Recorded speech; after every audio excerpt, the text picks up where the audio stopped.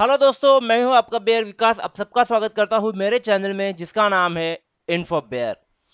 दोस्तों, हम हमेशा आपके लिए अच्छे खासे न्यूज़ लेके आते हैं। मार्केट में क्या हो रहा है, क्या होने वाला है और मार्केट बंद होने के बाद क्या हो चुका है। काफ़ी सारी बातों के बारे में हम लोग यहाँ पे डिस्कशन करते हैं। काफ़ी सारे मेरे दोस्त जो है वो इसमें पार्टिसिपेट भी करते हैं अपने कमेंट के सहाय से। तो मैं चाहता हूँ कि आप मुझे आज भी एक कमेंट करके बहुत ज़रूरी चीज़ें बताएं, क्योंकि आने वाले वीडियो में हम लोग बात करने वाले हैं पोर्टफोलियो के बारे में कि छोटे छोटे जो पोर्टफोलियो है 10,000, 20,000, 25,000, 50,000 के किस तरह से मैनेज करने चाहिए, कौन से शेयर्स उसमें आपको लेने चाहिए, उसके बारे में हम लोग बात करेंगे।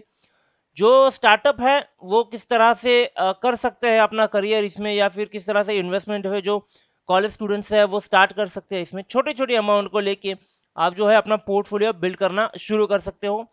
जल्दी शुरू कीजिएगा ताकि आने वाले समय में एक बड़ी सी अमाउंट आपके हाथ में रहे और सुरक्षित भी रहना, क्योंकि देखिए मार्केट जो है कल जो हमने देखा काफ़ी सारी चीज़ों के हिसाब से मार्केट बहुत हिल चुका है, बहुत गिर चुका है। मार्केट ने कल ऊपर का जो है बोलते हैं ना सूरज देखा ही नहीं है। जैसे ओपन हुआ मार्केट धड़ाम से नीचे गिर गया और नीचे गिरता ही गया, गिरता ही गया। अभी क्या होगा, आज क्या होगा, कोई नहीं बता सकता। बट जिस तरह से कल की एंडिंग हुई है तो एक एक्सपेक्टेशन हम लोग रख सकते हैं, क्योंकि इंटरनेशनल मार्केट जो है वो अभी अप पे है। उसको देखते हुए हमारा मार्केट नीचे गिर गया।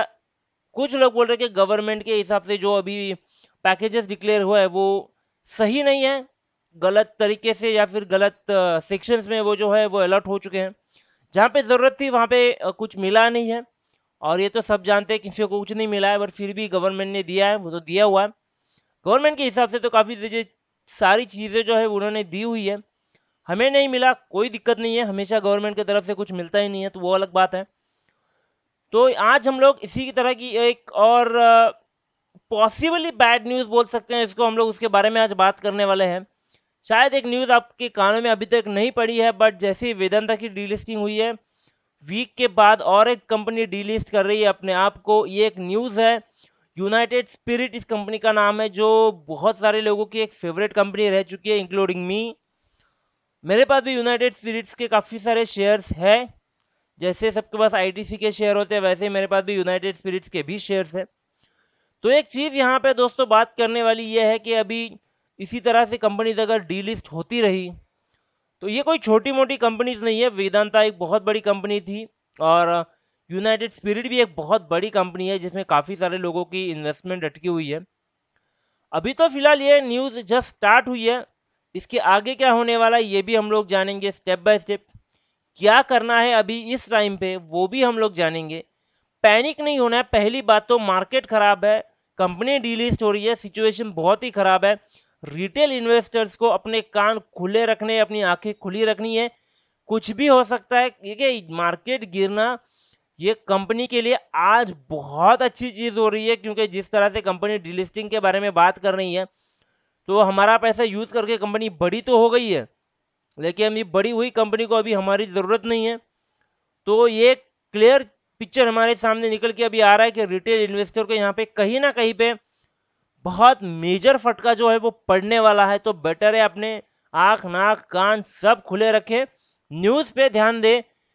अभी भी आपने इन्फोबेयर को अगर सब्सक्राइब नहीं किया हुआ है तो मैं कहूँगा इमिजिएटली इसको सब्सक्राइब कर लीजिए, क्योंकि आने वाली न्यूज़, आने वाला मार्केट, इसके बारे में आपको अपडेट रहना बहुत ज़्यादा ज़रूरी है। अगर आप मार्केट में हो, अगर आप लॉन्ग टर्म इन्वेस्टर हो, अगर आप शॉर्ट टर्म इन्वेस्टर हो, भाई अब भी सब्सक्राइब कर लो। और कमेंट में आप मुझे एक चीज़ ज़रूर बताना कि ये यूनाइटेड स्पिरिट के बारे में या फिर डी लिस्टिंग के बारे में आपका क्या ओपिनियन है, और एक रिटेल इन्वेस्टर के चलते हुए आप क्या एक्शन चाहते हो, क्या सेबी इस पे ले, या फिर आप क्या एक्शन इस पे लोगे। ये मुझे आप कमेंट में ज़रूर बताइएगा, ताकि आने वाले एक क्या बोलते हैं, एक क्या बोल सकते हैं उसको यार, एक उठाव हम लोग करने वाले हैं, या फिर एक यूनिटी शायद हमें करना बहुत ज़रूरी है। क्योंकि अगर ये चीज़ होती रही तो बहुत डिफिकल्ट हो जाएगा, क्योंकि भाई यूनाइटेड स्पिरिट के शेयर सबने हाई प्राइस पे लेके रखे हैं। और अगर ये कंपनी डीलिस्ट होती है लाइक वेदांता तो बहुत मुश्किल हो जाएगी, क्योंकि वेदांता ऑलरेडी बहुत नीचे वाली प्राइस पे डीलिस्टिंग की बात कर रही है। अभी हुई नहीं है, कंफर्म नहीं हुआ है, बट ये बात हो रही है। तो मैं चाहूंगा कि आप यार मुझे बताओ, ताकि उस हिसाब से हम लोग कुछ ना कुछ प्लान कर सके, कुछ ना कुछ एक्शन यहाँ पे हम लोग ले पाए। तो चलिए फिर ये होने के बाद आज का वीडियो हम लोग शुरू कर देते हैं कि भाई क्या कर सकते हैं इसके बारे में हम लोग।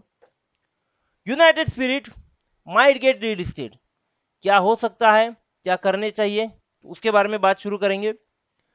देखिए दोस्तों, न्यूज़ कुछ ज़्यादा बड़ी नहीं है बट बात करना ज़रूरी है। Diageo said कि they might listed United Spirit by buying out the minority shareholders।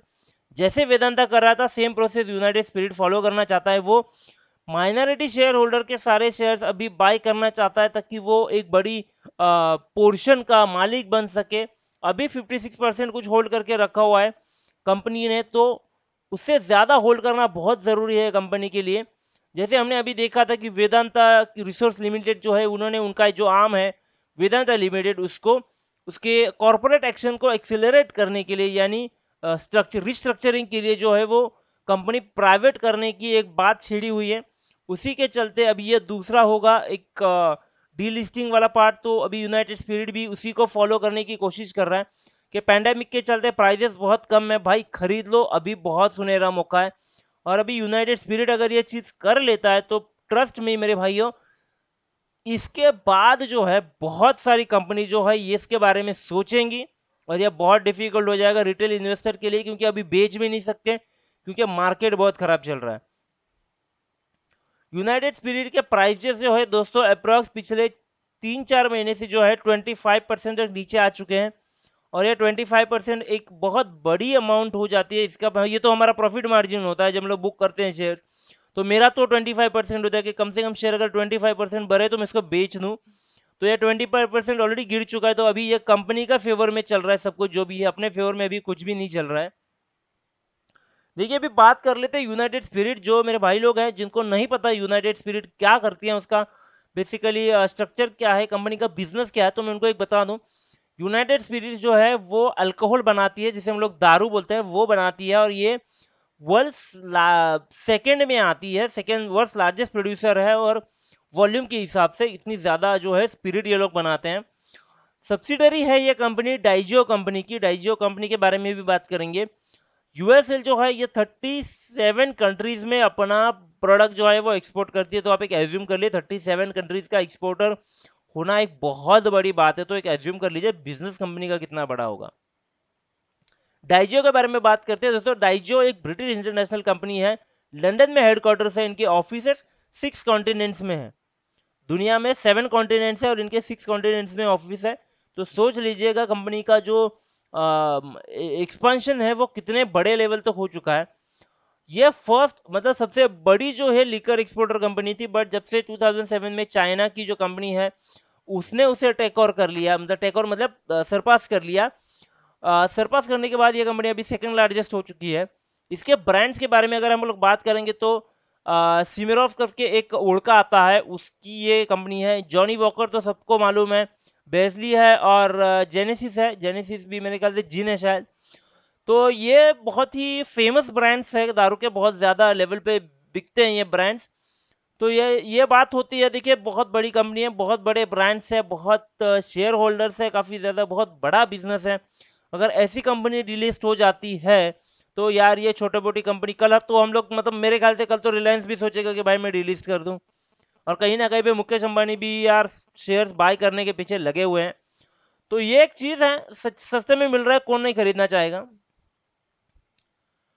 कि डाइजो जो है वो जॉनी वॉकर और विस्की और एक Tanqueray gin, I don't know what's the name, तो मैं शायद गलत प्रोनाउंस कर रहा हूँ इसको, बट वो जिन बनाती है। लाइक ये अबाउट टू 56% डाइजियो होल्ड करती है यूनाइटेड स्पिरिट कंपनी में। तो एक तरह से ये डिसीजन मेकर ही बन जाता है, ये सब्सिडरी है एक्चुअली डाइजियो की यूनाइटेड स्पिरिट। ये company has started the business as investment banker. ये इन्वेस्टमेंट बैंकर के साथ में ऑलरेडी इन्होंने कम्युनिकेशन चालू कर दिया है, कंसल्टेशन चालू कर दिया है डीलिस्टिंग के ऊपर कि किस तरह से इसकी डीलिस्टिंग कराई जा सकती है। ठीक है, मतलब ये कम्युनिकेशन है, ये कोई हमें एक्शन लिया नहीं, जैसे कि वेदांता ने एक्शन ले लिया, प्रोसेस शुरू हो गया, वेदांता का बोर्ड मीटिंग स्टार्ट हो चुकी है। तो यहाँ पे इस तरह से कोई एक्शन अभी तक नहीं लिया गया, ये सिर्फ कंसल्टेशन प्रोसेस में है। मतलब प्री प्रोसेस जिसे हम लोग बोलते हैं कि भाई ऑफिशियली डिक्लेयर करने से पहली वाली ये बात है कि कंसल्टेशन होने के बाद, स्ट्रैटेजी बनने के बाद ये लोग जो है वो डीलिस्टिंग पब्लिकली डिक्लेयर करेंगे। ये न्यूज़ जो है सीएनबीसी से आई हुई है, ये कोई रूमर नहीं है, कंफर्म न्यूज़ है सीएनबीसी से आई हुई कि ये जो प्रोसेस है यहाँ पे स्टार्ट हो चुके हैं, इनकी कंसल्टेशन एटलीस्ट यहाँ पे उन्होंने स्टार्ट कर दी है। अभी देखिए एक बात करेंगे, management believe current market condition. अभी ये यहाँ पे देखिए सीन क्या हो गया, मैं आपको बता देता हूँ। हर एक कंपनी को अभी लग रहा है कि भाई ये सही टाइम है, ये बेस्ट टाइम है कंपनी के शेयर्स बाय कर, ये देखिए सस्ते में मिल रहा है। और जब ये हम लोग खरीदा, हमने खरीदा तब महंगे में खरीदा, और जब कंपनी हमसे खरीदेगी तो सस्ते में खरीदेगी। तो ये एक सीन है। अभी तो यहाँ पे एक सिनेरियो ऐसे बन रहा है कि देखिए अभी तो मैं ये कहूँगा कि भाई जितने भी फिलहाल कंपनी आप प्रॉफिट में हो, देखिए बात को समझिए, एक तो मार्केट कंडीशन खराब है, ऊपर से इनकी नीयत खराब हो रही है। तो कहीं ना कहीं पे मुझे ऐसे लग रहा है कि भाई जो अभी शेयर्स प्रॉफिट में है ना, प्रॉफिट में जहां पे आप हो तो प्रॉफिट बुक कर लो और पैसा अपने हाथ में ले लो। देखिए आपका पैसा है, आपके हाथ में रहेगा, कल जाके किसी और शेयर में इन्वेस्ट करके आप वापस से पैसा कमा सकते हो। लेकिन यहाँ पे गवा दिया ना मेरे भाइयों, तो बहुत यार मुश्किल हो जाएगा पैसे कमाना, क्योंकि मार्केट खराब है और इनकी नीयत अभी खराब हो रही है, कंपनी की बायबैक करने के पीछे लोग पड़े हुए हैं। मार्केट गिराएंगे, मार्केट गिराने के बाद अगर ये बायबैक हो जाता है तो बहुत ही कम प्राइस में हमें शेयर बेचने पड़ेंगे। इतना सारा होल्ड करने के बाद अगर शेयर बेचने पड़े वो भी कम प्राइस में, तो यार फिर पैसा बैंक में ही अच्छा था। बैंक में तो फिलहाल वो भी सही नहीं है, बट एटलीस्ट एक एज्यूम करके चले कि बैंक के एफडी में तो पैसा सेफ था। तो यहाँ पे प्रॉफिट बुक करने का सजेशन तो मेरी तरफ से है, क्योंकि अगर पैसा रहा हाथ में तो कल जाके एक अच्छी कंपनी में और एक इन्वेस्ट करके जो है उसे कमा सकते हैं। अभी इसका एक होल्डिंग पोजीशन भी देख लेते हैं। देखिए प्रमोटर के पास अप्रॉक्स 56 मतलब 57% के आसपास के शेयर्स हैं। म्यूचुअल फंड के पास जो है 6.70% है। एफ के पास 21% के आसपास शेयर है। डी के पास 8% के आसपास है, और रिटेल इन्वेस्टर के पास है 15%। तो यहाँ पे देखिए ये तो हालत मतलब वेदांता से भी ज़्यादा खराब है। अगर यहाँ पे प्रमोटर्स जो है एफ के साथ में कुछ अगर साठ गांठ कर ले, तो यहाँ पे एज्यूम कीजिएगा 70-80% के आसपास तो शेयर्स उनके पास चले जाएंगे। ठीक है, 70 to 80, और डी भी अगर मैनेज कर ले तो 80-90% जो यहाँ पे हो जाते, तो म्यूचुअल फंड वाले रिटेलर या फिर रिटेलर या डी कोई तो दो ग्रुप होंगे जो कुछ भी नहीं कर सकते मिलके। अगर दो ग्रुप की यहाँ पे कुछ ना कुछ लेन देन हो जावे तो बहुत बड़ी दिक्कत हो जाएगी यहाँ पे। अगर यूनाइटेड स्पिरिट डीलिस्टिंग के बारे में बात करना शुरू कर देता है तो, और कंपनी के पास उतना फंड है कि वो फंड मैनेजर्स को जो है वो मैनेज कर सके यहाँ पे, तो चीज को समझिए, प्रॉफिट बुक कर लीजिए अपना अगर पॉसिबिलिटी है। इमीडिएटली नहीं करना चाहते तो वेट कीजिएगा, न्यूज़ को कंफर्म होने दीजिएगा। कंफर्म होने के बाद जो है एक्शन लेना यहाँ पे बहुत ज़रूरी बनता है। यहाँ पे जो है मेजॉरिटी जो कंपनी से होल्ड करती है वो इंटरनेशनल कंपनी है, तो यहाँ पे कहीं ना कहीं पे इंटरनेशनल नॉर्म्स के हिसाब से शायद ये काम हो सकता है, क्योंकि जिनका जो सब्सिडरी वो इंडियन है। तो देखना बनता है कि सेबी इस पे क्या एक्शन लेगा, क्योंकि अगर ये कंपनी भी डीलिस्टिंग प्रपोज कर देती है तो आने वाले कंडीशन में काफ़ी सारी और भी कंपनी जो है वो डीलिस्टिंग जो है उसके बारे में बात करना शुरू कर देंगी। तो कहीं ना कहीं हमें जो है वो रिटेल इन्वेस्टर को एक साथ आके जो है भाई कुछ ना कुछ करना पड़ेगा। इस वीडियो को आप इतना वायरल करो ना मेरे दोस्तों के सबके पास ये पहुंच जावे और सब अलर्ट हो जाए इसको।